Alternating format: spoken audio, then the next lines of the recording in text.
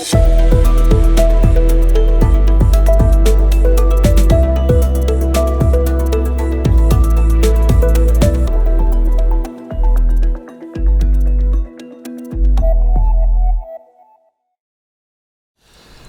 and welcome back to the channel. Today you find me back at Newcastle International Airport, which is where we left off at the end of the previous flight, and we're going to be doing the third leg in the Vision Jet in our business trip around the UK. And today we're going to be taking the jet down to Manchester Airport as a stop off on the way to London. Now of course we could easily fly to London directly, but today we need to drop off a passenger in Manchester and pick up another who works there and take them down to London for a meeting at the London office. So again, that's my headcanon for this flight, and it gives me the opportunity to showcase Manchester Airport, which is quite an impressive airport. It's the second or third biggest and busiest airport in the UK, I believe, after Heathrow. So we are already largely set up, but we've got to get our clearance and get a few other things done, so we can get in the aircraft to do that. Before we do that, I do want to bring in a new element to these videos on Microsoft Flight Simulator, which is GSX. Now I've been threatening to use GSX for a while, and indeed I've had it for Microsoft Flight Sim for quite a little while now, but I've not used it on the channel before. And to be honest, when I first installed it for Microsoft Flight Sim, I tried it out and thought this doesn't really work very well. Now, I was trying to use it with a Honda jet, and it really isn't designed for small jets, so you'd think, why would I want to use it with this? Well, because they've made some changes to it recently, which should, in theory, make it a little bit more suitable for this kind of aircraft. So the first thing that I want to do is get some fuel on board. Now, I already have the default loading of fuel, because the sim gives you that if you don't change it, and that is actually enough for the flight. And also, if you ask GSX to fuel you up when you've got fuel, it'll just send a fuel tanker and then immediately leave again. So I'm going to cheat by going into the weight and balance dialog and taking the fuel down to 0. Unrealistic, you never really go to 0, but why not? And then we're going to call the fuel truck and see what happens. So I'm going to have the GSX menu on screen. Normally I'd have it on another monitor, but just so you can see what I'm doing. And this compares with the SimConnect style menu that you used to get in Prepared. So this is a MSFS in Sim menu. It's very much the same kind of idea. We'll say request refueling, and we'll just pick British Airways as our operator. And it's going to send a fuel truck, and it won't take very long to get here. And then it will ask me how much fuel I want. I'll tell it, and then it will go ahead and progressively fuel me. At least that's the idea. And then once that's done, we can get back in the cockpit and do some other things.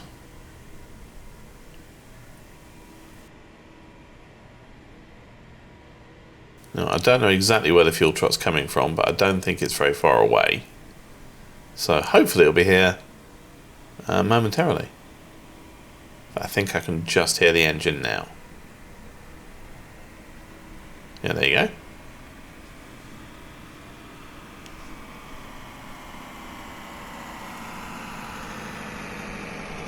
It should park up. Now, it's not going to connect to hose because I don't have the animation for that.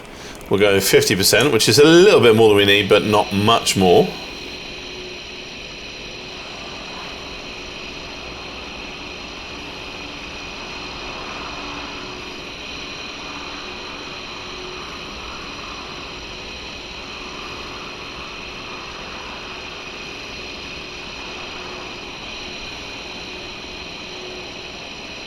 And I can see the fuel filling up on my gauges here.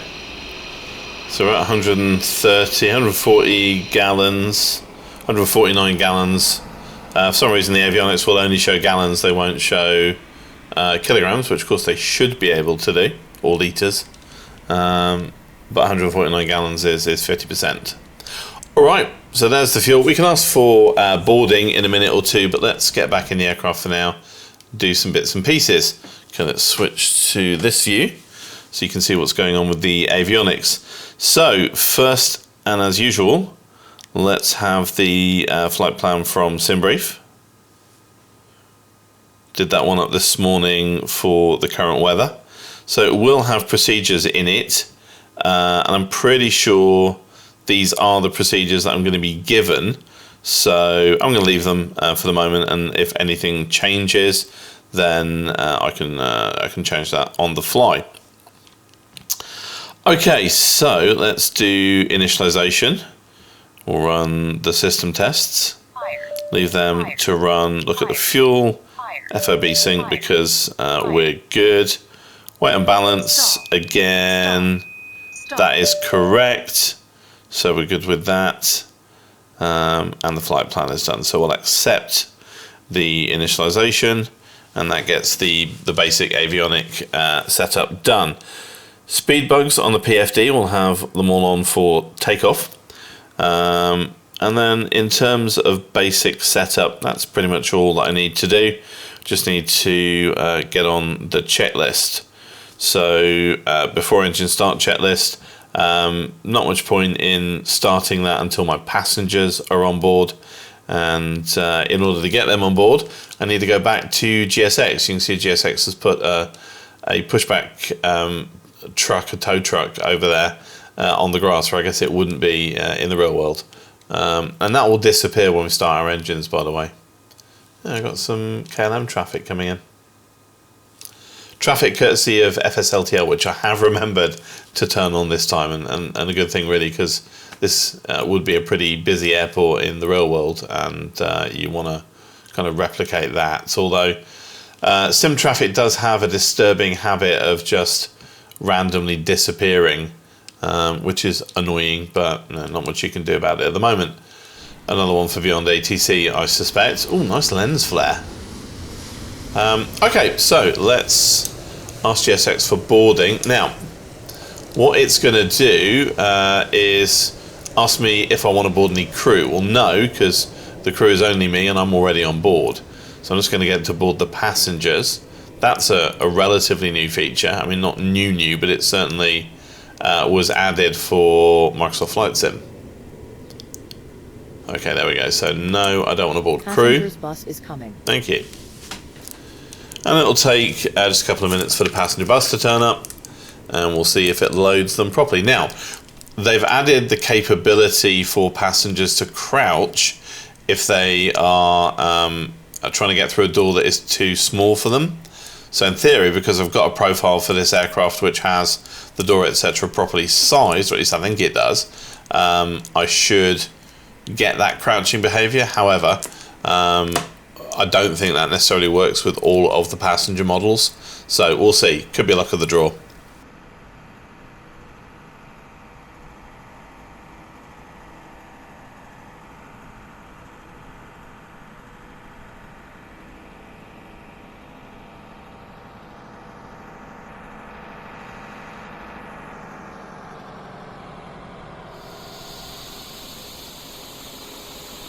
Right, let's see what we get.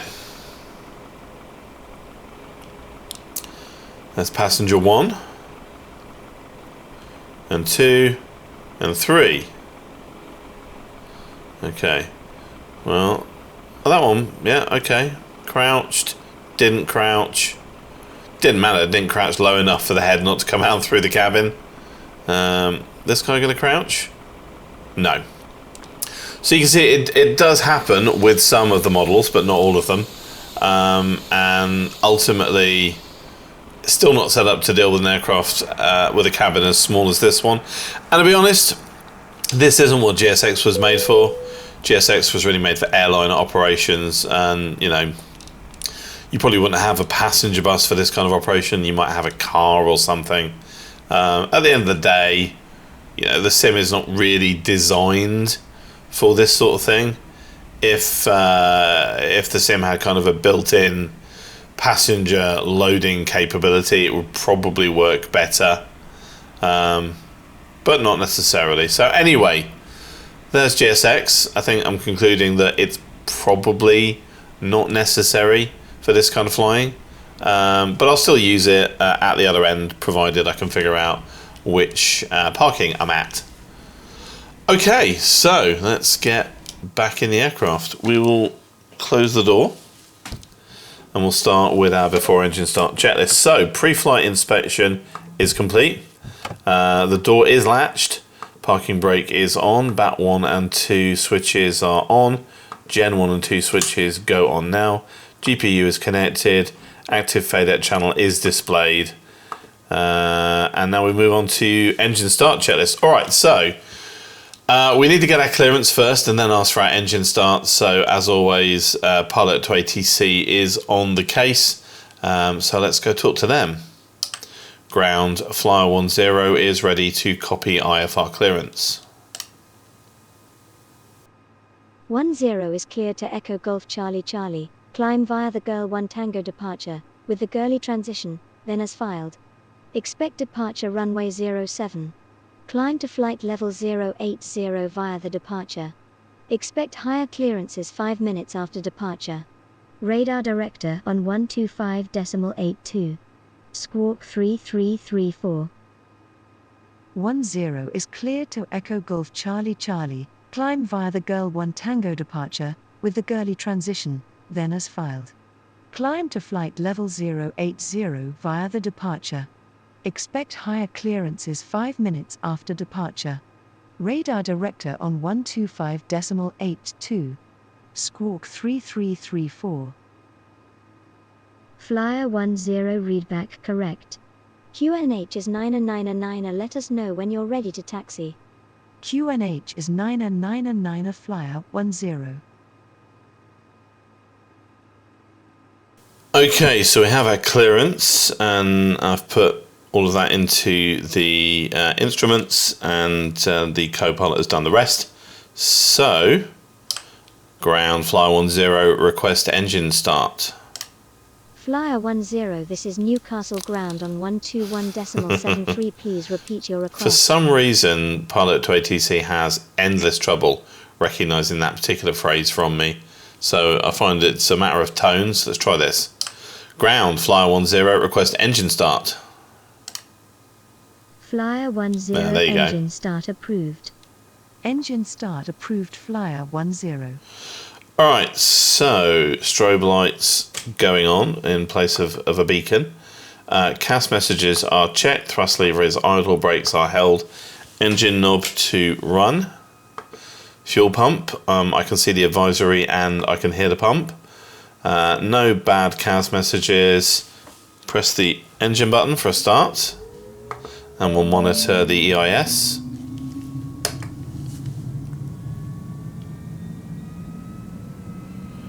So N1 is rising at N2 25%. Now we'll just monitor to make sure everything goes into the green and nothing goes into the red. Gen 1 is up, Gen 2 is up. So electrical's also good. That's a good start. Okay, EIS check all normal. It is. Engine IPS not required. ECS control panel is set. External GPU is disconnected. Oxygen master switch verified on. Avionics initialization, all units are complete. Cap spin is removed and stowed. Passengers have been briefed. Seatbelts are secured, and the bleed switch goes to fresh air. Right, ready for our taxi now. Ground, Flyer 10, ready to taxi. Flyer 10 taxi to runway 07, contact tower on 119.7. Have a good morning. Taxi to runway 07 Flyer 10 tower on 119.7 Flyer 10. Okay, so we have our taxi instruction. Before taxi checklist, common nav, GPS are both set. Clearance is obtained. Altimeter set and checked. It's 999 today. Transponder is set. Heading initial altitude set. Flight controls are free and correct. Trim, we're going to 6 degrees up. Flaps to 50%. Flaps are moving and indicating. Electric roll trim is set. Toga button not mapped. CAS messages are checked. And seats are in the normal upright position. Contact tower on 119.7 Flyer 10. That's just because I'm in such proximity to the runway that pilot to ATC assumes that I'm already there, which is not quite right, but that tends to happen when you've got parking very near to the runway. Okay, parking brake released and brakes checked. Alright, so we are good to move the aircraft. Have the flight director on, pre-arm, heading select, VS mode, 1,000 feet per minute just for the initial climb out.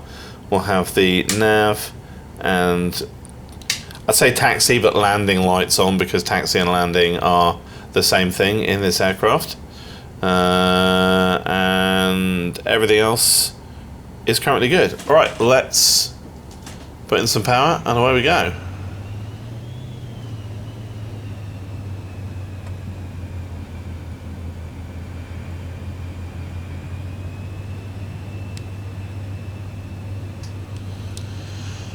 Okay, so I wasn't instructed to hold short at runway 07, and I know from long experience with pilot to ATC that that means it's expecting that I can just enter, which seems odd, but it is how it works. However, I cannot guarantee that there's no landing traffic, because it doesn't always do that well in terms of separation. I can't see anything on my radar, so I think we're okay, because if there was traffic coming in, it would have told me to hold short.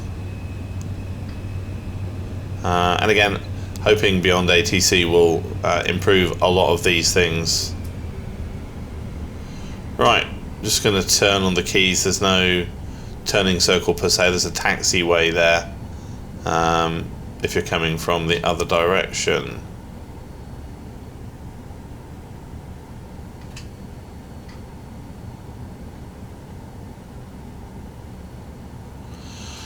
Alright, so before takeoff checklist, departure briefing is complete, landing lights are on, probe heat switch goes on, engine IPS is not required, wing stabber IPS is off, CAS messages there are none, trim at 6 degrees up, flaps reporting at 50%, and no CAS messages.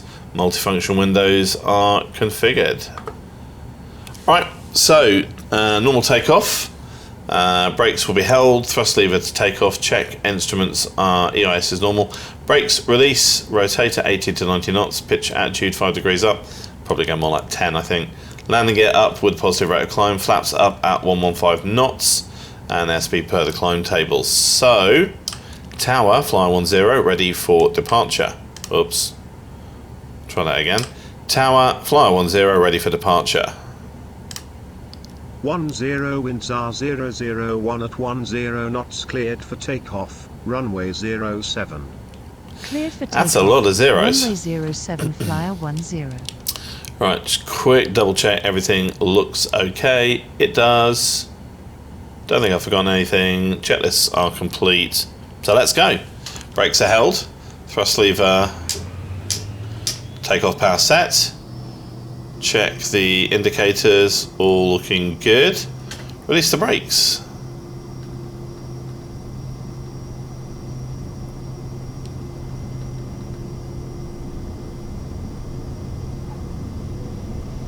Airspeed's alive. 80 knots. 90 knots. Let's rotate. Always get that sort of kick off the runway, which I think is an issue with the aircraft. Positive rate, gear up.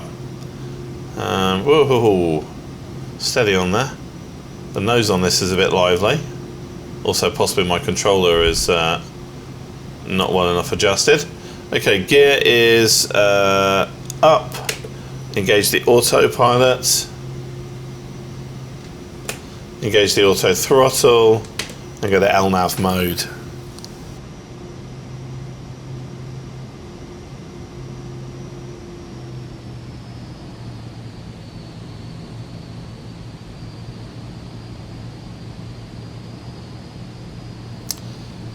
Okay, we are now flying the departure. We'll just get rid of this checklist.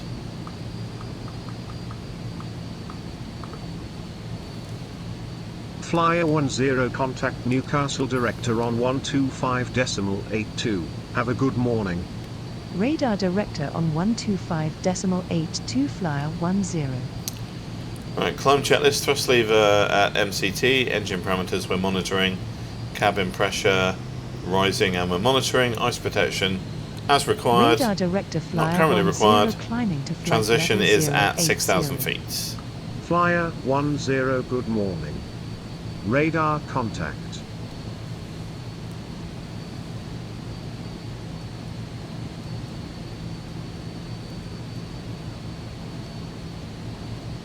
Okay. Flaps up. Could have come up a bit earlier, but you know, not the end of the world. Right, so speed's increasing to 165 knots, which is our max rate climb. Just realised I haven't got my flight plan in 4 flights.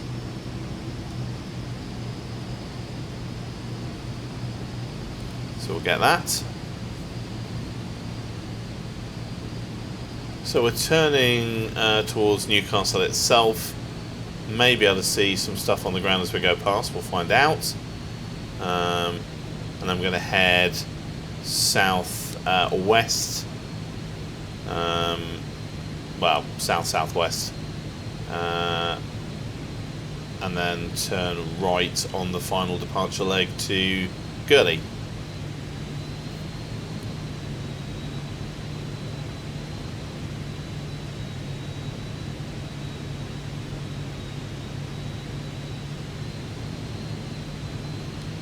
Okay, flight plan in 4 flight.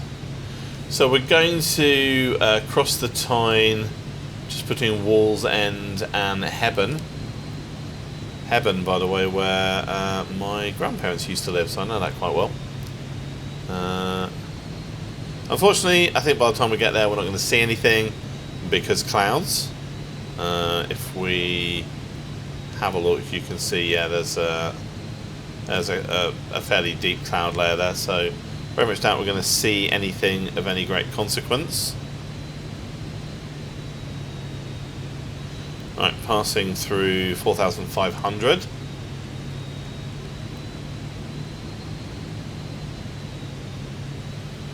But let's just pop out anyway and see if we can see anything.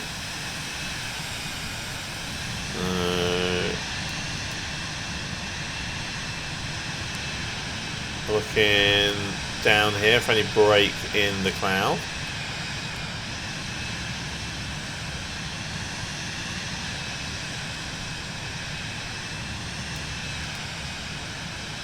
And we're looking for the river. Well, there's the river. So this is Wallsend and then Hebburn over the other side of the river. Flyer 10 contact if we can see down the river, 118.77. should be able to see some of the bridges in central Newcastle. On 118.77. No, we really can't. I don't think there's going to be any acceptable breaks. Maybe this one? Let's just see. Centre Flyer 10 climbing to flight level 080. 5,700. Flyer 10, good morning. We see anything through this gap?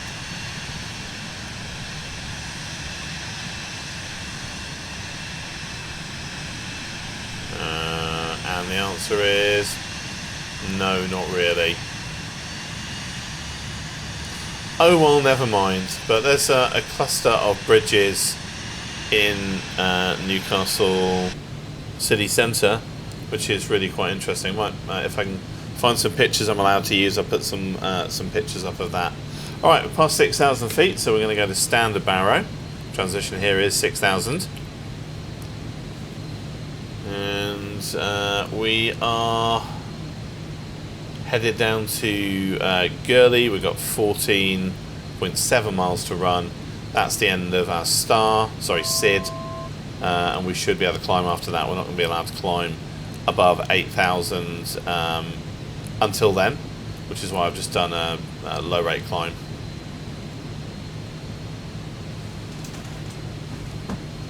Okay, landing lights can go off.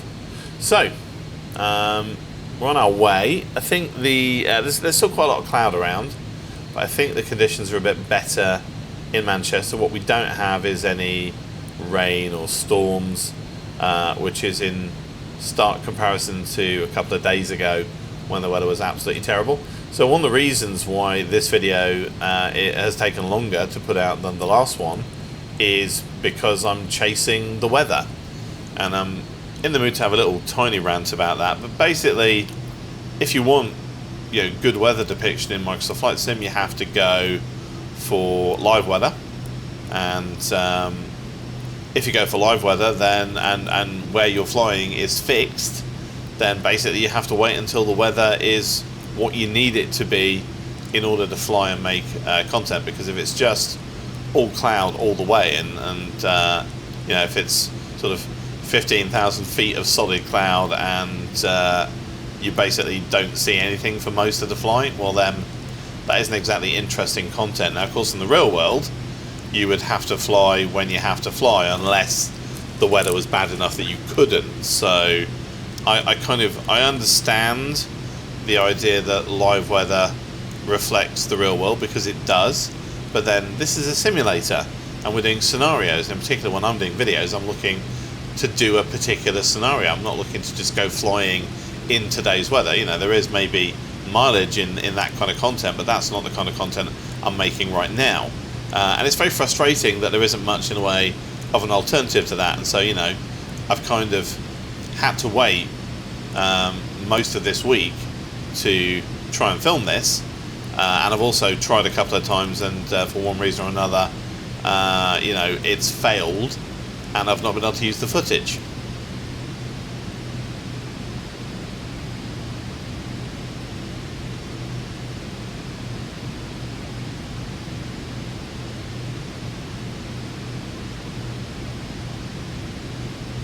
Now, of course, you can always use a weather theme, but then weather themes are boring, and they don't reflect the real world, and they don't evolve. And over a distance like we're doing today, you would expect the weather to change.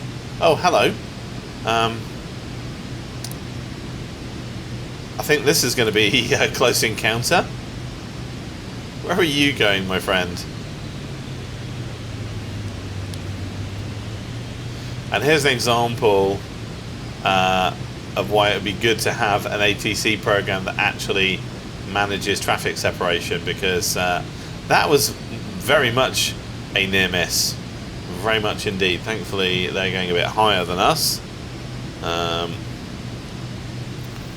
So hopefully that should not be a factor. Let's just have a quick look outside. You can still hear them above us. Making our turn now at Gurley.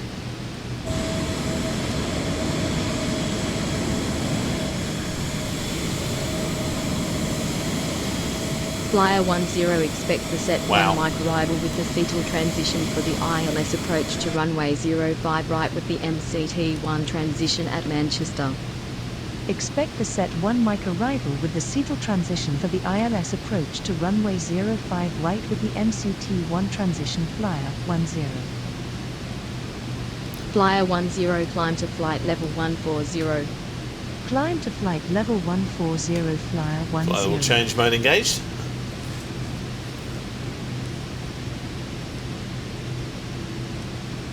Alright, we're on our way up, and also we have our arrival and expected approach, and that is what I expected, but it isn't quite what is in the avionics. So change the arrival, runway 05 right, and we'll load that, and then we'll add in the approach, ILS 05 right with the MCT1 transition, and load that, and hopefully we'll get that and not vectors, because I've had trouble with vectors.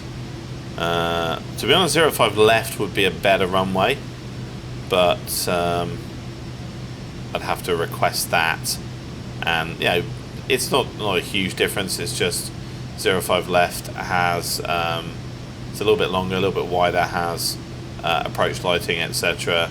that 05 right does not have. 05 right is also a bit further out from the terminal, but it's no big deal. A runway is a runway. Okay, so we're on our way up to 14,000, and after that we should get cleared up to somewhere close to flight level 220, and I'm going to keep an eye out for the V path coming down, so that I can arm that, because I will almost certainly get cleared onto the arrival to descend kind of per the plan, rather than getting step descents from the controller. That is Flyer how they tend to do this. To flight level 220. Climb to flight level 220. Okay, so I'm climbing, but I almost certainly won't get there. If we look at the flight plan, you can see expecting flight level 220 at Tilney, and then Uvavu, which will make those of you that remember early 2000s UK panel shows laugh. And I'm sure whoever named the waypoint probably knew what they were doing. And then flight level 203 by Gasco, so top of descent somewhere between Uvavu and Gasco. And we won't be at flight level 220 before Uvavu or even Tilney, because we've passed Tilney. So yeah, the upward V path we're not going to make, but then that's not a huge deal. You know, we are climbing at as fast as we can at this point.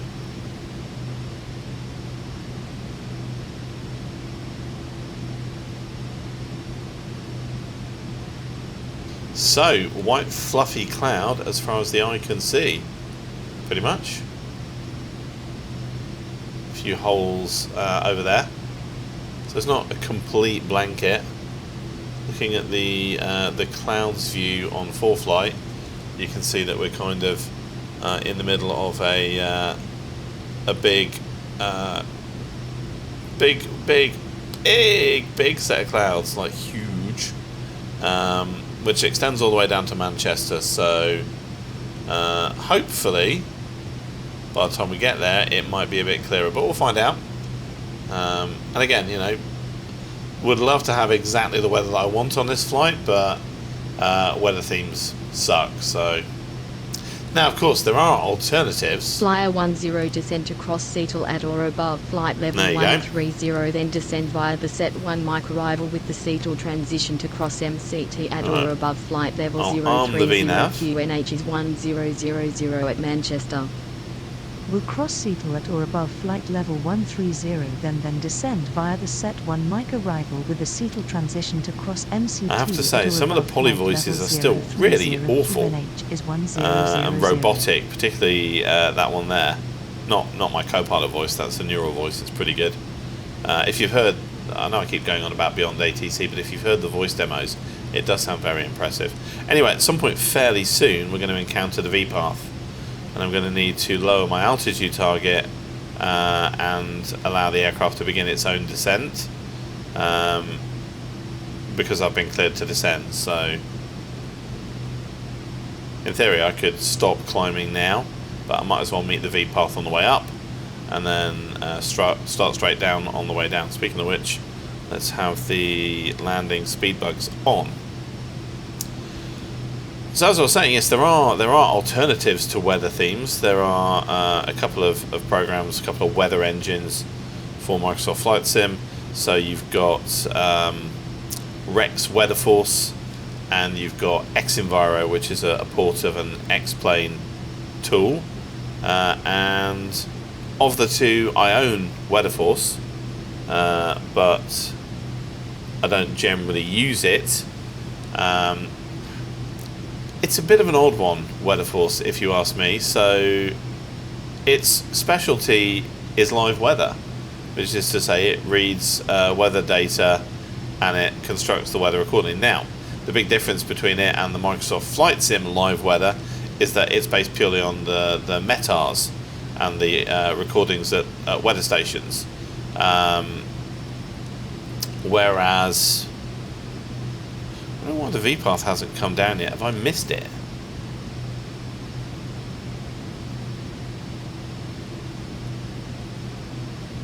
Right, I'm going to pause my climb right there and see if the V path actually does come up, because if it doesn't, I'll have to manually initiate a descent. It's possible I missed it, but unfortunately I can't get the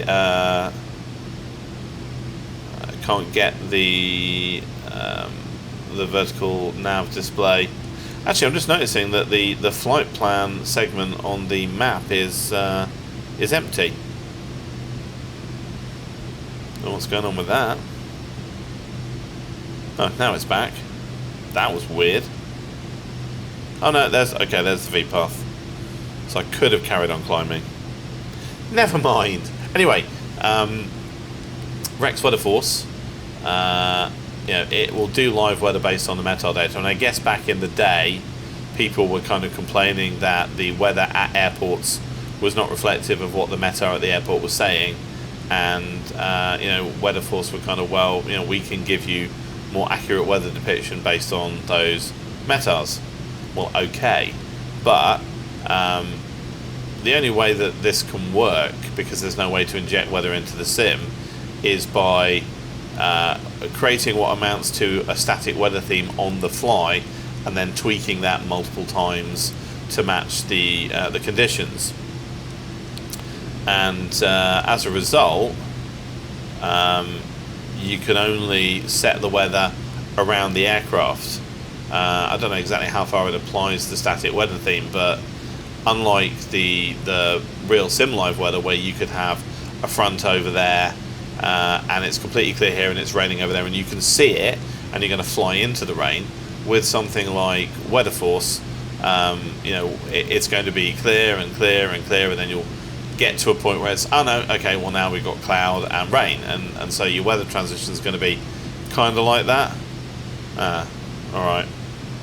Yeah, I have missed picking up the V path because I was too busy yakking, so now we're going to have to VS it to catch up. That's my fault.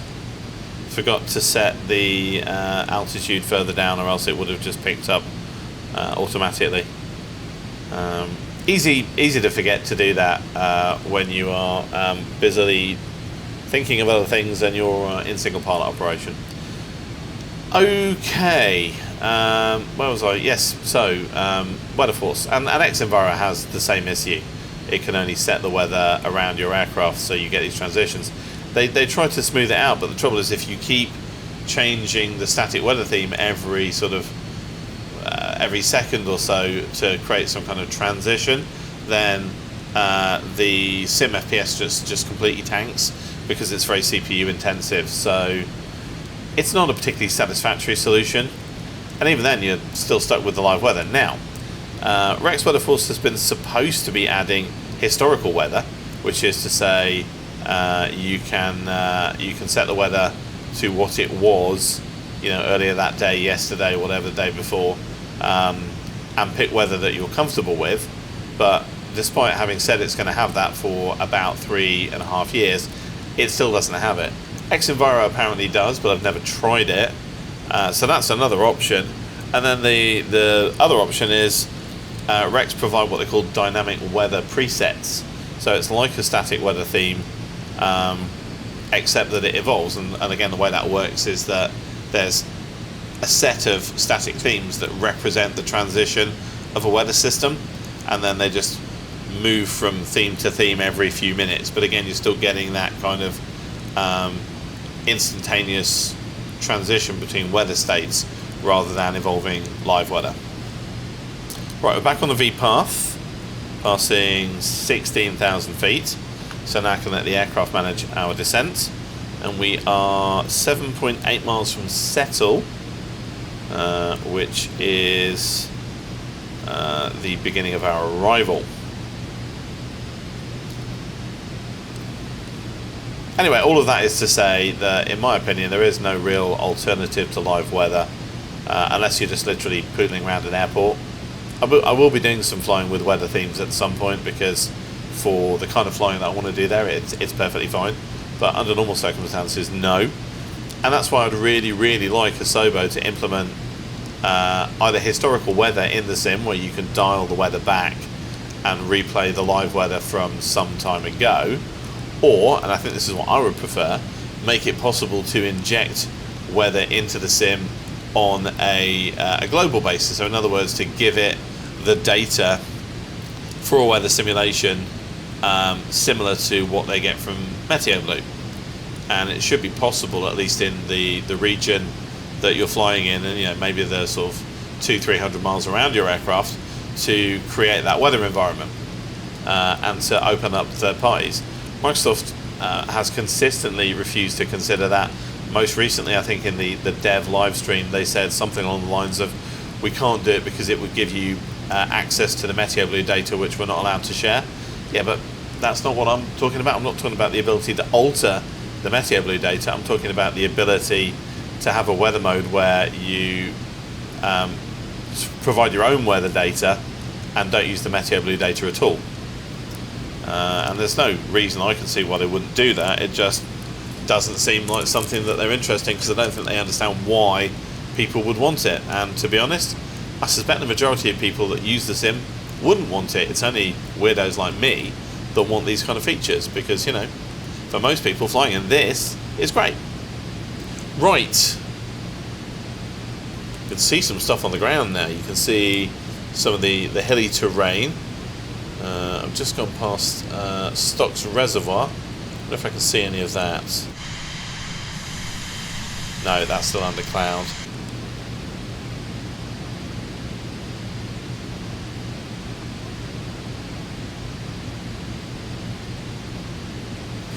But I can Flyer see 10 contact Manchester radar director on 121 down there on the ground. Have a good morning. Radar director on 121.35, flyer 10. And we should have a window for that, so... Radar director flyer 10 descending to 3,000 feet. There's Clitheroe. That looks like an old open cast mine that's been filled. The set 1 mic arrival for the ILS approach to runway 05 right with the MCT1 transition at Manchester. Okay, so approach is Continue confirmed. descent via the set 1 mic arrival for the ILS approach to runway 05 right with the MCT1 transition flyer 10.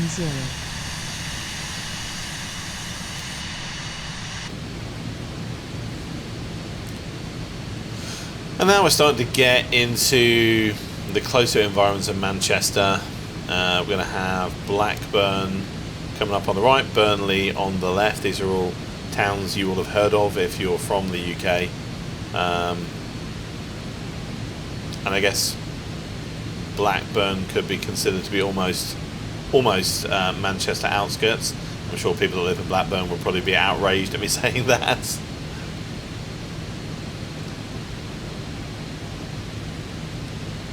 I'm going to pass directly over Great Harwood, Clayton Lemoore and Accrington and Oswald Twistle. Some nice place names around here. And again, if we pop out and look down, so this is Great Harwood that we're coming over, which then feeds almost immediately into Clayton Lemoore. And then Accrington, so I guess they're kind of outskirts of Accrington. You can see a lot of earthworks down there again, open cast pits, quarries, etc.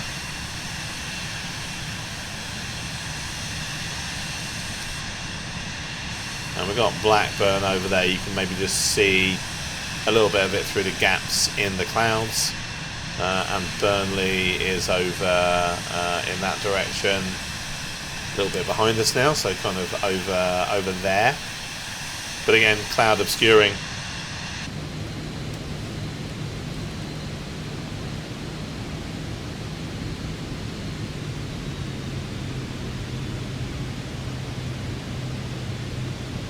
Update for flight with my procedures. So it's ILS runway 05 right, MCT1 transition, and we've got the chart for that up. Okay, we are 1.8 miles from Rowston. We're supposed to be at 7,000 feet. We're not quite going to make that, I don't think, but you know, it's close enough.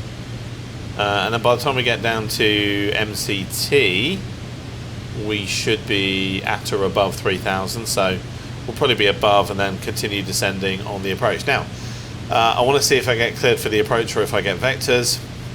If I get vectors, all bets are off and we have to do some additional work.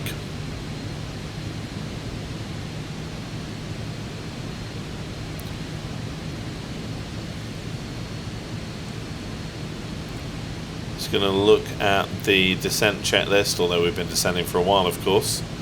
So thrust lever as required, landing field elevation 229 feet, ice protection not required because none of this cloud is rain cloud. Transition altitude is 5,000 feet, so basically I'll go down when I get quoted the QNH. That seems to be the process. Flyer 10, and then seats and seatbelts are secure. Miles north of Manchester Airport. Clear for the ILS approach to runway 05 right at Manchester with the MCT1 transition. Clear for the ILS approach to runway 05 right with the MCT1 transition, flyer 10.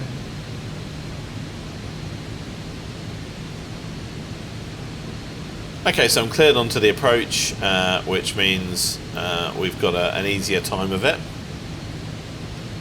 So it's still going to take a while, although we're not that far away from the airport. We're only 13.5 miles from the airport itself. We are going to arrive at, let me just zoom the map out a bit. You can see we're going to arrive at MCT, which is basically at the airport, and then we're going to turn right, and we're going to head out in kind of a teardrop shape, and then come back in on a 05 heading for the airport. Now, we do have a little bit of weather around according to Connect, so we may still need the anti-icing at some point. In fact, what I think I'll do is just proactively put on the windshield anti-icing. It'll be okay with the engine and the wings because it's not going to be that heavy, and we're not going to be in cloud that long. But yeah, I can see some darker cloud over there where we might get a little bit of icing. So windshield icing, anti-icing is on. Right, 9.1 miles to MCT. The aircraft has chosen to pause my descent at this point. So what it's done, I think, is it's calculated how to get me to 3,000 feet at the initial fix, so CF05R. So rather than going all the way down to 3,000 at Manchester MCT and flying it that way, it's going to take the 3,000 or above instruction quite literally, and it's going to calculate a descent profile that takes me smoothly to 3,000 at that point on my approach instead. So we won't be at 3,000 by MCT, and that's fine. That's totally per the procedure.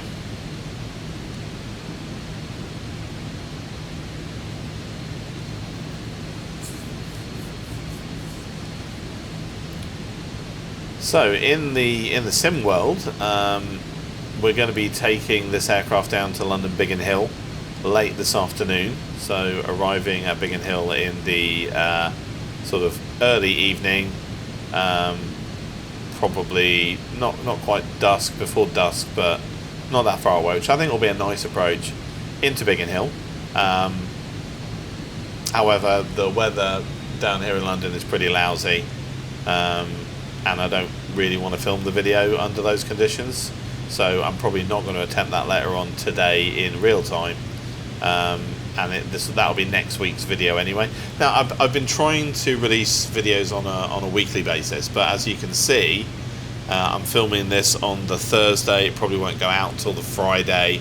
My previous video went out, I think, Tuesday night last week, so I'm already well over a week, and that is because of the inability to film because of weather, and also because, you know, normally I can only film outside of work hours. I happen to be on holiday this week, so I'm able to do this during the day, but normally I couldn't. So it's increasingly difficult to keep to that once a week schedule. I think once I start introducing techniques videos and you know, stuff about backlit panels, etc., it's going to become easier, because then I'll have content that I can film that doesn't require me to use the simulator. But if you'll just bear with me for a little while, I am trying to stick with my plan to release videos more frequently rather than, you know, every 3 or 4 months as it used to be. And you know, I would appreciate you sticking with me until I can get there. Okay, we're approaching 6,300 feet. We've turned at MCT. We're on the next part of the approach, down to MCT 14.0, 10.7 miles, and then we'll do a slightly greater than 180 turn, and we'll end up heading 05 for runway 05 right. That being the case, it is time to drop the altitude target to 0 to let VNAV do its thing when the time comes. Also, let's check the flight plan, make sure we've got our speed restrictions in. So 210 knots is the max speed for this procedure, but I need to slow down. So I think what I'll do at the final fix, I'll put in a speed constraint of 140, and then I will take manual control to bring us down to our approach speed. If it was a longer approach, I might try and get down to the approach speed at the final fix, but that is 100 knots, and that, I mean, we'll fly the latter part of the approach very slowly, slower than really makes too much sense. So back to the checklists.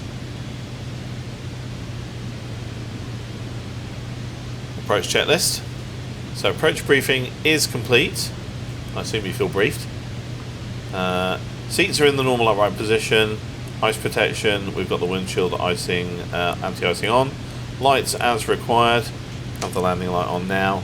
Flaps to 50%, too early for that. Airspeed to 140 knots, too early for that. So we'll leave that there for now. Got 4 miles to the turn.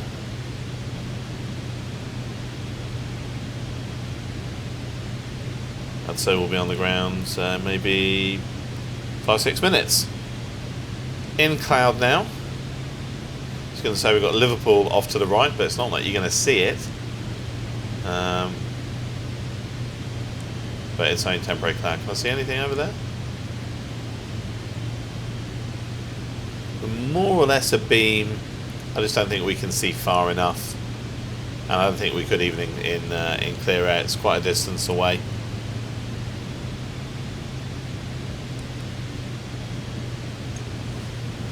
Ooh, nasty grey cloud there. Alright, 1.2 miles to the turn.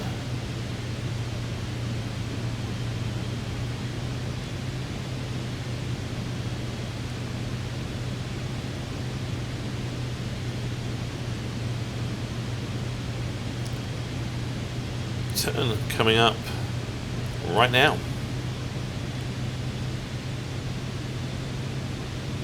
Flyer 10 QNH is 1000 at Manchester, contact tower on 118.62. Enjoy your morning. QNH is 1000 tower on 118.62.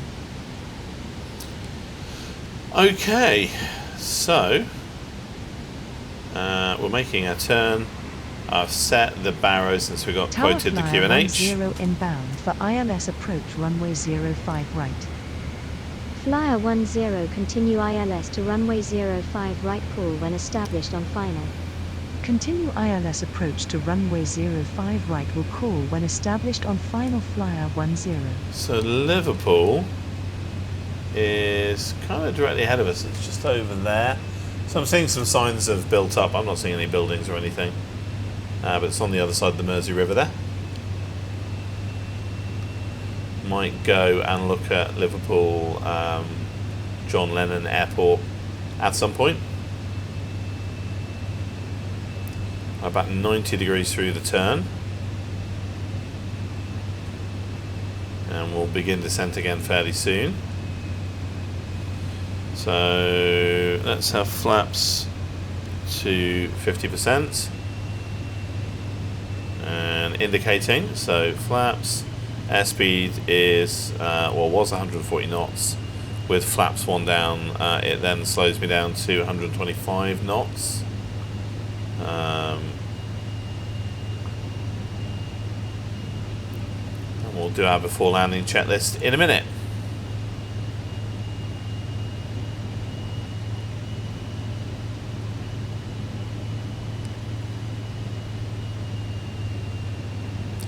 Right, descending again, albeit slowly. We're down to 125 knots.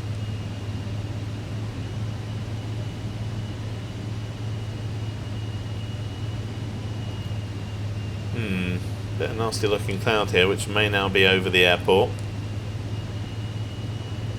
But it's not so low that we can't see, at least I don't think so. Could be a hairy landing though.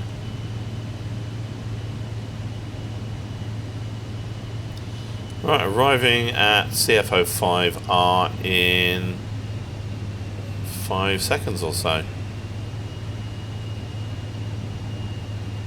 Got a bit of rain. 1.8 miles to run to the final fix. And we've gone over to the localizer, so alarm approach mode.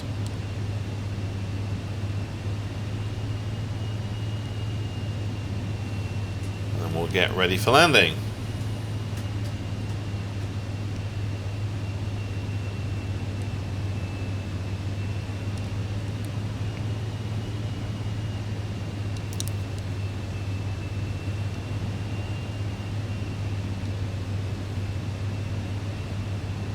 Glide slope is coming down.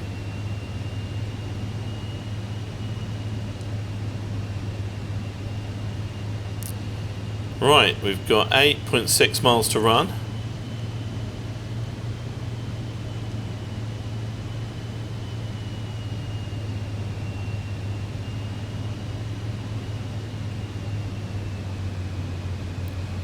We're on glide slope. Let's go gear down.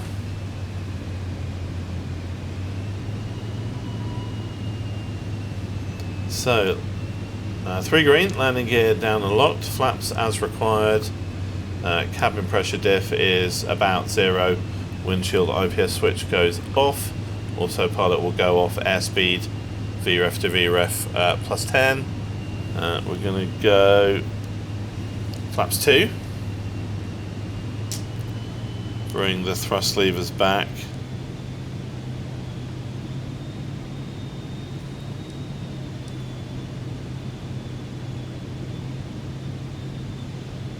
So you can see AI traffic coming in the other way on the other runway, which is just indicative that sorting out exactly which runway you should use when the winds are either variable or are crosswind, which is really not. I mean, the AI is going the wrong way because I've got tailwind actually, so I'm going the wrong way. Now you would have thought pilot to ATC would have picked up on that, but it did not. So SimBrief told me 2-3 right, and it was right. Never mind, we're committed now. Tower, fly 10 established on final. 10 winds are light and variable, clear to land runway 05 right. Clear to land runway 05 right, flyer 10.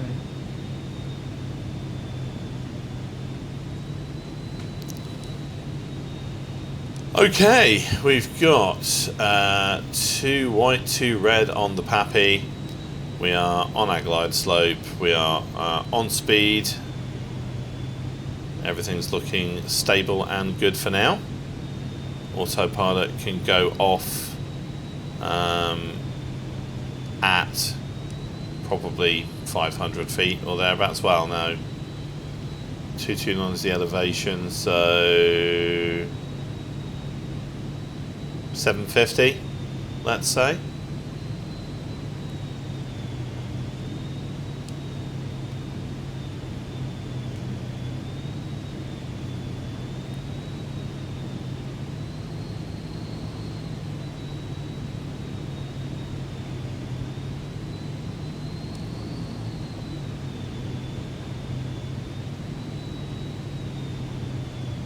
Got some nice terrain around here though, I have to say. See some of the bigger buildings in Manchester off to the left.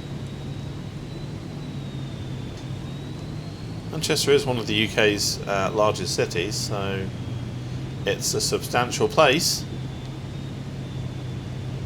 Right, 800 feet above sea level, 560 feet above ground on the radar. We're on QNH, not QFE, so I'm adding 229 feet to everything. So radar altimeter says 400 feet.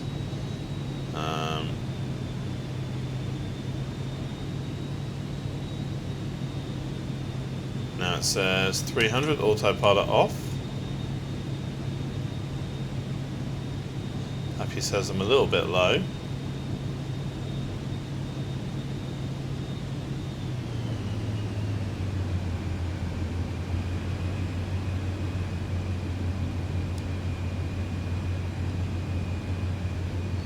Wobbly nose.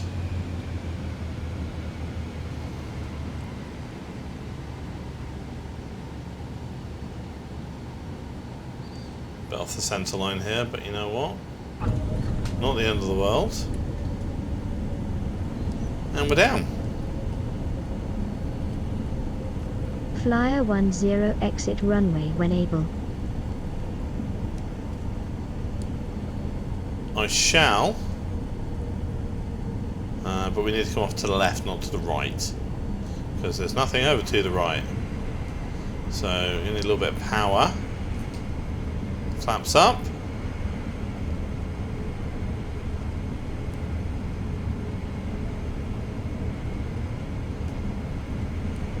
So taxiway Victor Delta coming up. Victor Delta 1, that's where we're going to come off. And there's the main airport terminal over there. So that wasn't the worst landing I've ever done. It was well off centre, but you know,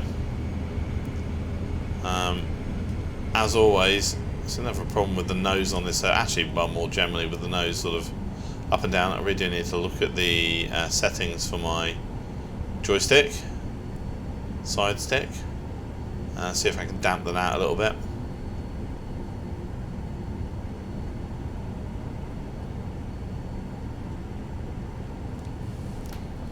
Now, at this point I go landing lights off, taxi lights on, but in this aircraft, landing and taxi lights are basically the same thing, so...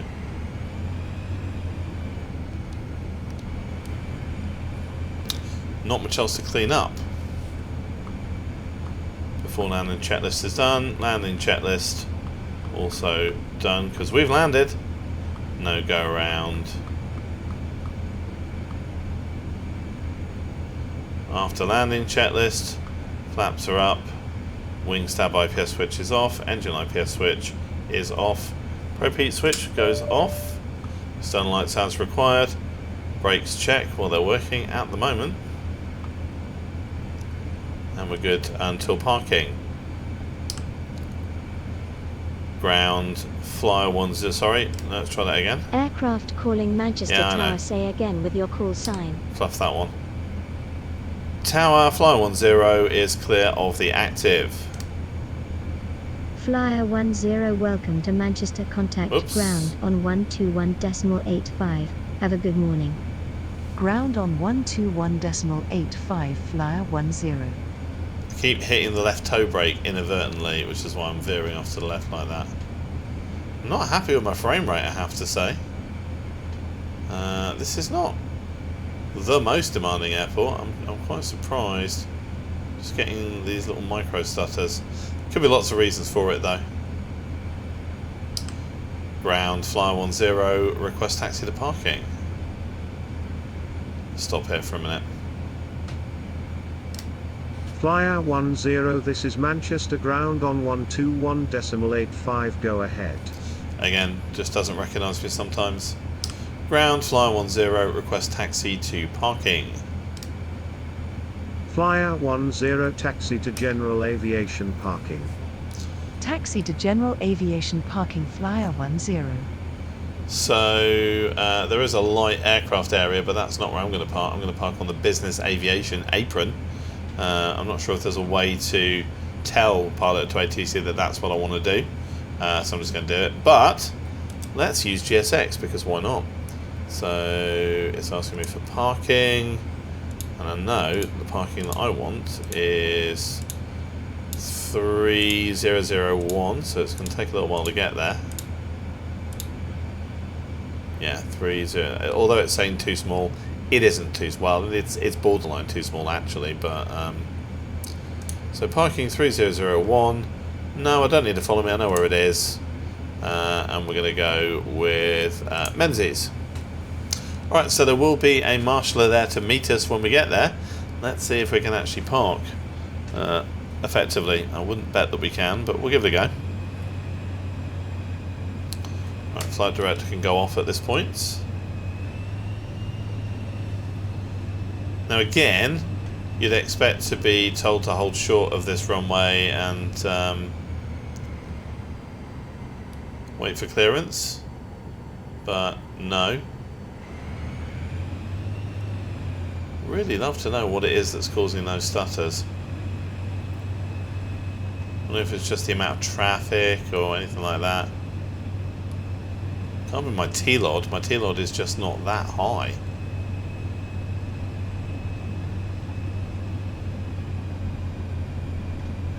I could put on the in-sim FPS counter, but there's no point at this point, I think.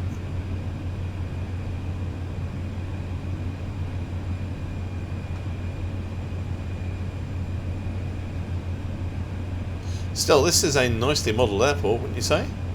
This is Mako Sims. Oh, okay. There was an aircraft taking off. Well, then I just did a very dangerous thing. Didn't see it though. This is Mako Sims EGCC.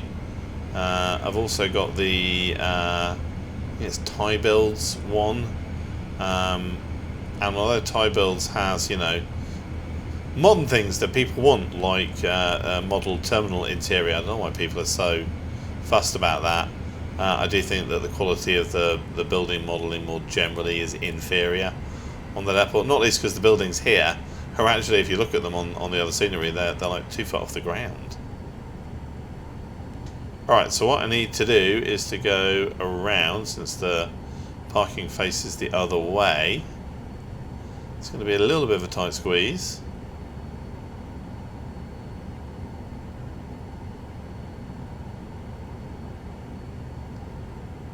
I'll make sure I don't wing strike this for one.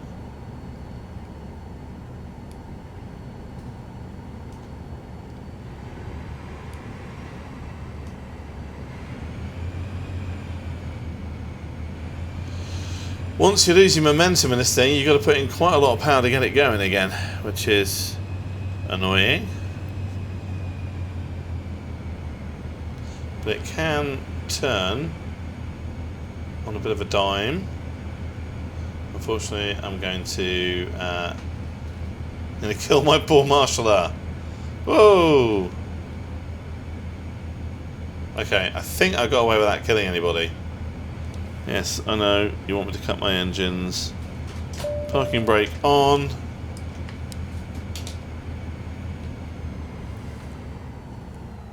Okay, thrust lever is idle, engine IPS switch is off, lead switch is off, oxygen master goes off, lights go off, engine knob is off, button pressed, N2 is below 24%. Caps pin, I shall replace it momentarily. Gen 1 and Gen 2 switches off. BAT 1 and BAT 2 switches. Let's have the ground power connected. Parking brake is on.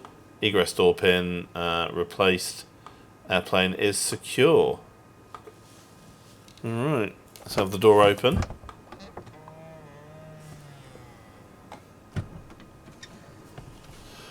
Welcome to Manchester, everybody. Quite surprised I managed that parking anywhere near as well as I did. I still think it was a little bit too tight. I think this parking probably needs remapping to make it viable. But I don't think I killed anybody, and I guess that is the main thing, right? Okay. Let's just pop out.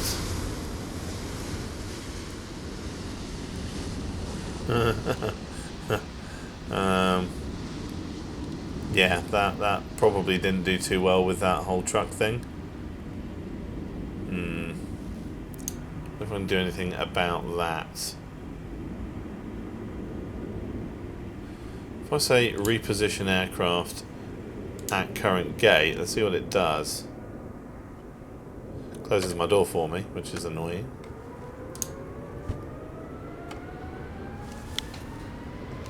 Have the door open again.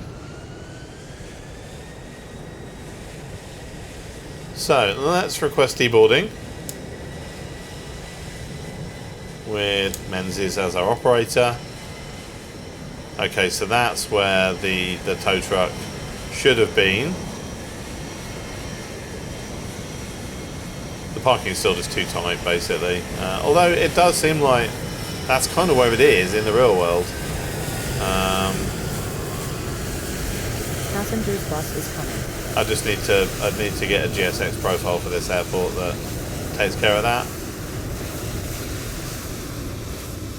Whoops. Oh, let's get the drone camera under control. Come on, Hewitt. What are you doing?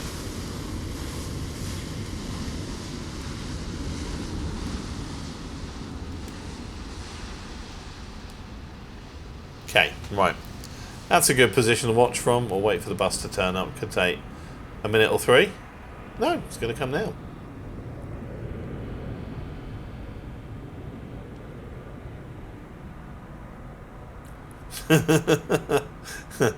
Yeah, the animation is not the best. I'm not in any way having a go at the makers of GSX. They do a great job, but they can only do what the sim allows for. Like, you know, there's a path going over the grass that you would not be taking.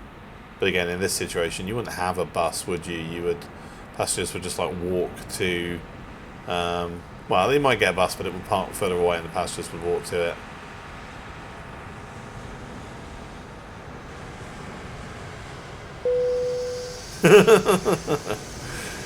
Physics, we've heard of it.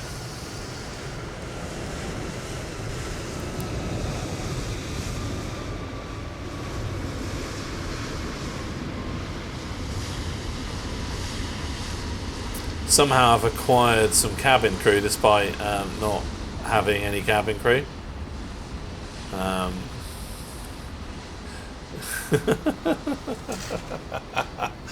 Look at the heads. I think we've resolved that GSX is really not suitable for using with aircraft like this, which is a shame, but you know, it is what it is. That'll be the last time we try and use GSX with a BizJet, I think.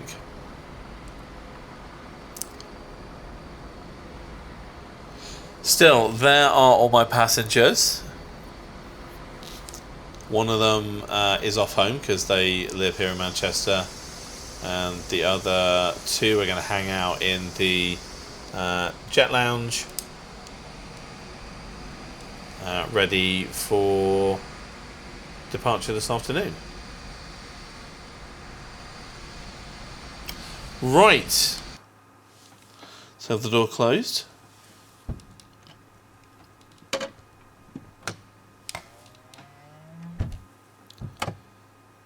I have the ground power disconnect. No, disconnect, not connect. Oh, when I repositioned my aircraft, it disconnected it, that's why. And then battery off. We have shut down. Passenger's bus is coming. Yeah, thanks for that. Yet more fun with GSX. Do you know what? At GSX, I'm going to turn you off. Oh, Pasture Bus is coming back for some reason. Oh dear, oh dear. Let's just reset. Thank you. Okay, that makes it go away. GSX may come back if and when I start flying airliners. But the only airliner I'm likely to fly anytime soon, except maybe the CRJ, would be the Avrojet from Just Flight, which seems to be as far away from being released as it was 2 years ago. I'm pretty frustrated actually. They keep giving us dev reports and nothing happens. And although they've just done a big version 2 of the 146, and I guess the RJ should benefit from some of that work, but it's still frustrating that it seems like they spent their time on that rather than getting the RJ out. But you know, what can you do? Business is going to set their own priorities. All right, that is it for today. So as always, thank you for watching, particularly if you watch the whole thing. I do appreciate all the time you spend watching my videos. If you like the video, it helps if you click the like button. If you dislike the video, it would help me if you click the dislike button. If you want to leave a comment or a question, then do so in the comments below, and I'll try to get back to all of my comments as quickly as I can. Otherwise, if you want to subscribe to the channel, I would of course welcome that, but please do click the little bell icon when you do, so you know when I release a video, because the schedule can be erratic here, even if it is a bit more frequent in recent weeks than it has been before that. So yeah, thanks for watching, and I'll look forward to seeing you back on the channel very soon.